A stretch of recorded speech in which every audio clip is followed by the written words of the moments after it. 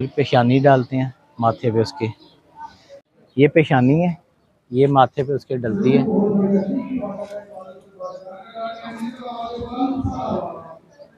उसके बाद ये गर्दन पे डाली जाती है सजावट के लिए, ताकि खूबसूरत नज़र आए।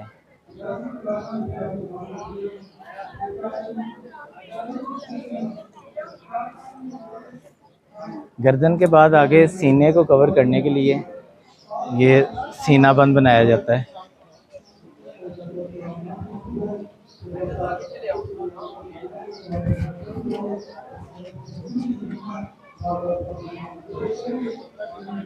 जब ये सब हो जाता है उसके बाद तलवार इमामे के साथ इसके साथ लटका दी जाती है। उसके ऊपर ये ढाल लगाते हैं। उसके साथ अब इस पुट्ठे को अटैच करते हैं। ये बेसिकली जंग में यूज़ होता था, ताकि कोई जब घोड़ों पे जंग